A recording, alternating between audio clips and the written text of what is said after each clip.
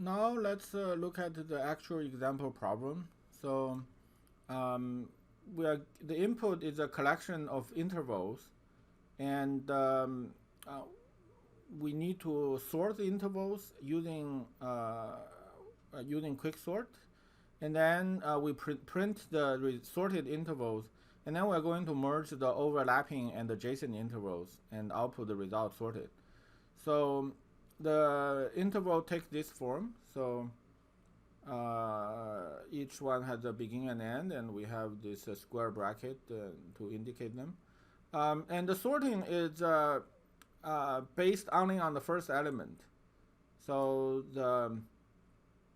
and part of the reason I want to I have the problem set up this way is I want to illustrate one fact about the quicksort is that sorting is not stable. So for example, here this element 1015 and 1019, when we are only sorting based on the first element, they are the same, they are equal. So a stable algorithm means that when the two elements are considered equal by the sorting standard, the one that were originally earlier should come earlier. But quicksort does not satisfy that property. So for example, here after quicksort, as you can see, 1015 comes after 1019. That's because when we are shifting from the beginning and the end, so we'll pick this one as in the algorithm we'll pick this one as the pivot. So 10 is the pivot, and then because the first one is not less than 10, so this is something that we want to change, and the last one is not greater than 10, so that's also someone we want to change. So then we're going to swap them. So 28 goes to earlier, and 1015 goes to come to later, and then 215. The second part after the first phase have 1830 and 1015, and after they're sorted, we have 1050 and this. So it's not stable. Yeah, so that's the thing I want to emphasize. So now let's look at the code. So here I use some of the sort of shortening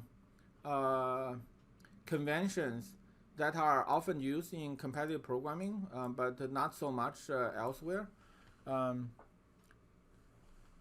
So yeah, define some data types, give them short name. And these are fairly standard competitive programming conventions. So they are coding libraries that are all use these same conventions. Okay, so yeah, so that's the part we talk about. So let's look at the quicksort implementation a little bit detail. So we choose the pivot to be the middle element, the one that appears in the middle. And also, since we are sorting pairs because each segment is represented the pair beginning and end, but we're only sorting based on the first element. So we pick the middle element to be the pivot, and this is important in the algorithm to avoid infinite loop. So then we will have 2 pointers from beginning and end. In the end, the invariance that we want to achieve when we do recursion this way is j has to be less than e. So then that will, and j is always greater than equal to b, which is easy to maintain because it starts at b.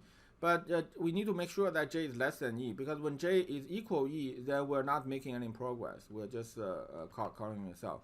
So that is the invariant we need to make sure it is satisfied.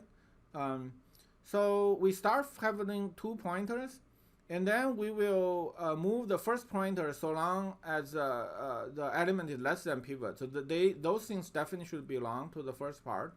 So we will just move the pointer along.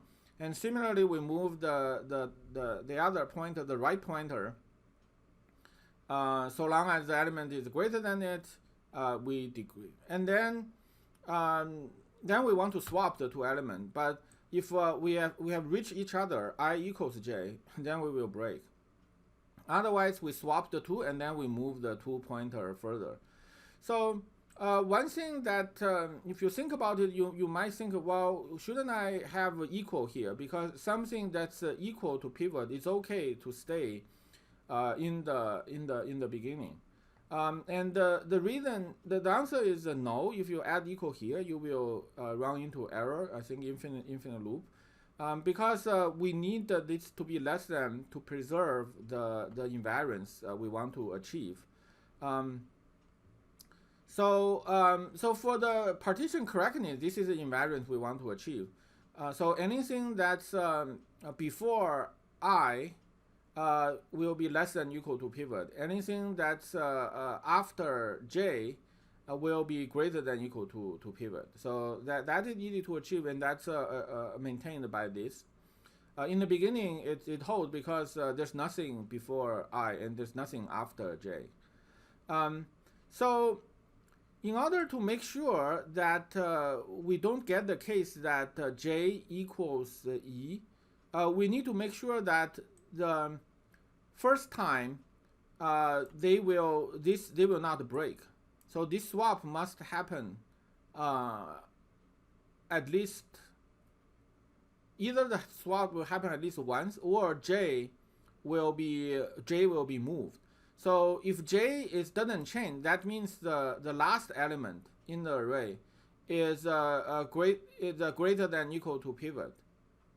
No, the last one is less than or equal to pivot. If the last element of the array is less than or equal to pivot, we need to make sure that I doesn't go to the last one. So for example, if the array contains the pivot value for everyone, we need to make sure that I does not move to the last one. Then even though from partition point of view it's actually fine, but we will run into infinite loop. So therefore, we want to make sure I will stop earlier in that case, and that happens because we use less than here. I will stop when it see the mid element, because that one will be equal to pivot, so it will not move further. So then when b does not equal e, mid is guaranteed to be less than e. So b plus e divided by 2, because the integer division always round down, mid will be less than e. So therefore, when this is less than, we know I will stop at mid, which is before the last element. So this is what makes sure that this does not run into infinite loop. So you can check this invariance yourself to see. Or I guess the best thing really is just to try to implement this yourself, do what you think is logical, and see whether you get everything correct, and if not, try to understand why. All right, so that's the sorting part. So after sorting, we need to merge the segments. If they are either overlapping or one of them immediately ending at the other, we want to merge them. So here's the logic for merging them. So I start by having a tentative segment using the first one. So this is the start at the first and end at the second. But when I'm not committing to that being the segment, because I may need to extend this segment, because there are other segments will be either overlapping or directly adjacent to it. So I do that by looking at every new segment. If the new segment first is less than or equal to the current ending, that means we are overlapping, or at least touching, so we want to merge. So in that case, I want to see whether this new element, this new segment, end at a later time. If it is, I want to update my ending time, because that means I have that happens when I do this. So when I start, I have 1, 4 as a b and e. Now because 2 is less than or equal to 4, I know it can be merged with this, and then I check, because this end at 8. So then I should set the ending time at 8. So after the first element, I have a 1, 8 as a candidate element. So of course, if here is 2, 3 instead of 2, 8, then I shouldn't update the ending element. So it's completely included in the first one. So if it's overlap, then I don't know whether my current segment ends or not. So I will continue.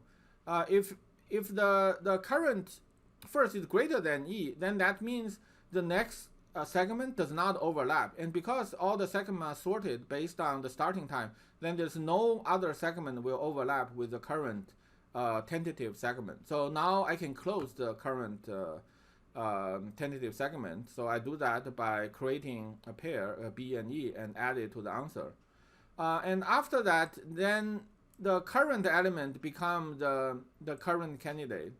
So because AI, it does not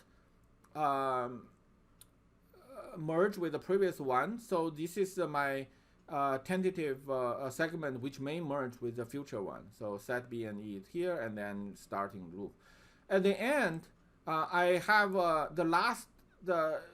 because I will not close the segment until I'm sure it cannot be merged.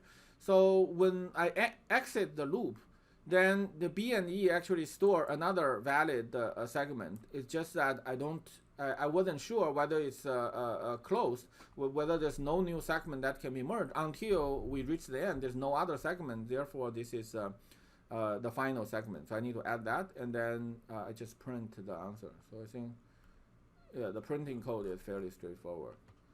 So yeah, so that's this part. This merging logic, you may need to use something similar for some of the homework problems.